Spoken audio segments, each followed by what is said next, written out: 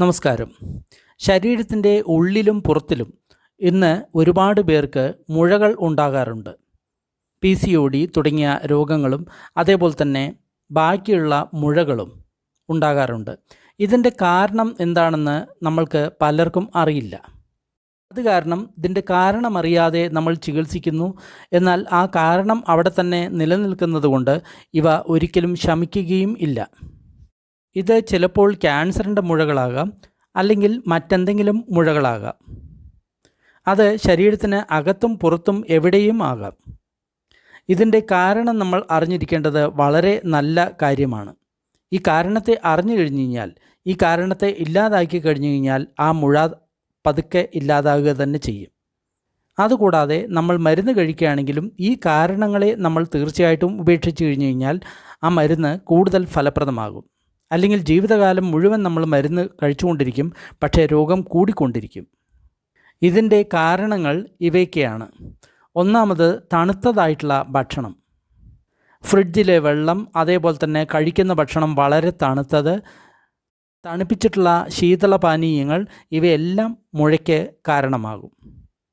അതായത് വളരെ തണുപ്പുള്ള ഏതൊരു ഭക്ഷണപാനീയങ്ങളുണ്ടോ അതെല്ലാം മുഴകൾക്ക് കാരണമാകും. അടുത്തത്, ഉൾപ്പഴുപ്പുണ്ടാക്കുന്ന ഭക്ഷണങ്ങൾ, അതായത് കൂടുതൽ പുളിയും എരിവും ഉണ്ടാകുന്ന ഭക്ഷണങ്ങൾ. കൂടുതൽ ഉഷ്ണവീര്യമുള്ള ഭക്ഷണങ്ങൾ, അതായത് എരിവ് തുടങ്ങിയ ഭക്ഷണങ്ങൾ, അതേപോലെ തന്നെ കൂടുതൽ എരിവുള്ള ഭക്ഷണങ്ങൾ, അതേപോലെ തന്നെ രൂക്ഷതയുള്ള ഭക്ഷണങ്ങൾ ഇതിന് കാരണമാണ്. അതായത് എണ്ണ ഒട്ടും തന്നെ ചേർക്കാതെയുള്ള ഭക്ഷണങ്ങൾ. നമ്മൾക്കറിയാം, വേനൽക്കാലത്ത് പാടങ്ങളിലും അതേപോലെ തന്നെ സ്ഥലങ്ങളിലും മൺകട്ടകൾ രൂപം കൊള്ളാറുണ്ട്. അതിൻ്റെ പ്രധാനപ്പെട്ട കാരണം രൂക്ഷതയാണ്. അവിടെ ജലാംശമില്ല. അത് കാരണം അവിടെ മൺകട്ടകൾ രൂപപ്പെടുന്നു.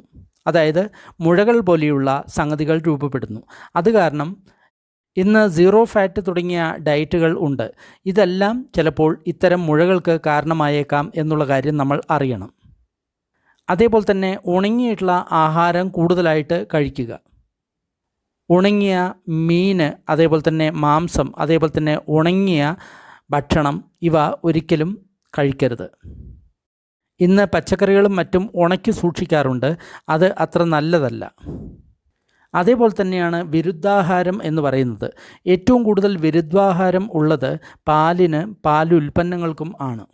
പാലിൻ്റെ കൂടെ ദിവസവും മീൻ, ഇറച്ചി തുടങ്ങിയവ കഴിക്കുന്നത് വിരുദ്ധാഹാരം ആണ്. പുളിയുള്ള സാധനങ്ങൾ കഴിക്കുന്നത് വിരുദ്ധാഹാരം ആണ്. അതേപോലെ തന്നെ ഭക്ഷണം ദഹിക്കാതിരിക്കുന്ന സമയത്ത് ഭക്ഷണം കഴിക്കുന്ന സമയത്തും ഇതേപോലെയുള്ള മുഴകൾ ഉണ്ടാകാൻ കാരണമാണ്.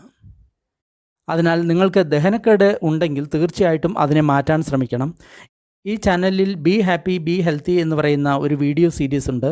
അതിൽ വളരെ പ്രധാനപ്പെട്ട കാര്യങ്ങൾ പറഞ്ഞിട്ടുണ്ട്. ദിവസവും നമ്മൾ ആചരിക്കേണ്ട ഒരുപാട് കാര്യങ്ങൾ അതിൽ വളരെ വിശദമായിട്ട് പറഞ്ഞിട്ടുണ്ട്. അത് കാണുകയാണെങ്കിൽ വളരെ നല്ലതാണ്. അത് കാരണം ഭക്ഷണം ദഹിക്കാതിരിക്കുന്ന സമയത്ത് ഒരിക്കലും നമ്മൾ ഭക്ഷണം കഴിക്കരുത്.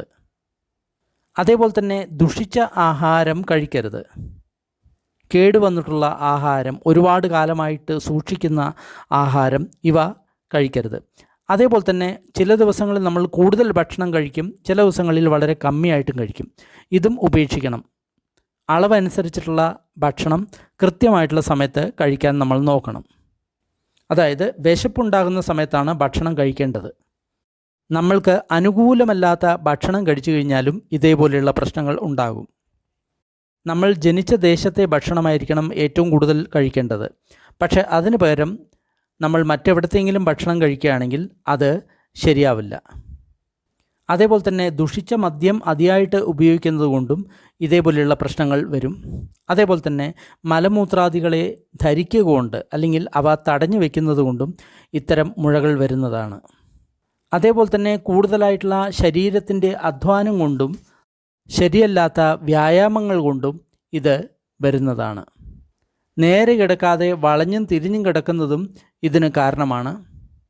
അതിയായിട്ട് ഭാരം ചുമക്കുന്നത് കൊണ്ടും, കൂടുതൽ വഴി നടക്കുന്നത് കൊണ്ടും, അതിയായിട്ടുള്ള മൈഥുനം കൊണ്ടും, കുപിതമായിട്ടുള്ള വാതാദി ദോഷങ്ങൾ എപ്പോൾ ശരീരത്തിൻ്റെ ഉള്ളിലും മാംസത്തിലും രക്തത്തിലും പ്രവേശിക്കുന്നുവോ ആ സമയത്താണ് ശരീരത്തിൽ മുഴകൾ ഉണ്ടാകുന്നത്.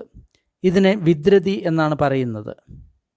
ഇത് ഹൃദയം, അതേപോലെ തന്നെ യകൃത്, പ്ലീഹ, വയർ, വൃക്ക, നാഭി തുടങ്ങിയ സ്ഥലങ്ങളിൽ ഉണ്ടാകുന്നതാണ്. അതുപോലെ മറ്റ് സ്ഥലങ്ങളിലും ഉണ്ടാകുന്നതാണ്.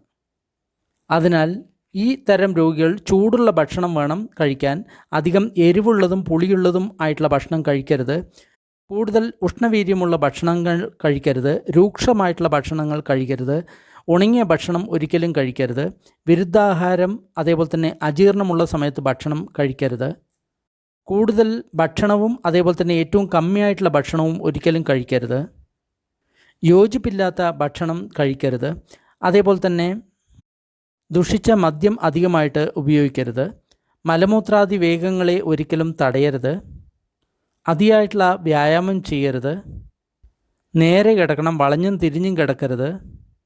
ഇങ്ങനെയൊക്കെ ചെയ്യുകയാണെങ്കിൽ ഈ മുഴകൾക്ക് വളരെ പെട്ടെന്ന് ആശ്വാസം കിട്ടും.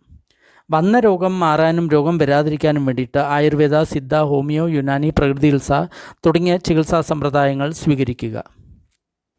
പാലും പാലുൽപ്പന്നങ്ങളും പരിപൂർണമായിട്ടും ഉപേക്ഷിക്കുക. പൂർണ്ണമായിട്ടും സസ്യഭക്ഷണം മാത്രം കഴിക്കുക. നോൺ വെജിറ്റേറിയൻ ഒഴിവാക്കുക. ഇങ്ങനെ ചെയ്യുകയാണെങ്കിൽ വന്ന രോഗം വളരെ പെട്ടെന്ന് മാറും, രോഗം വരാതിരിക്കുകയും ചെയ്യും.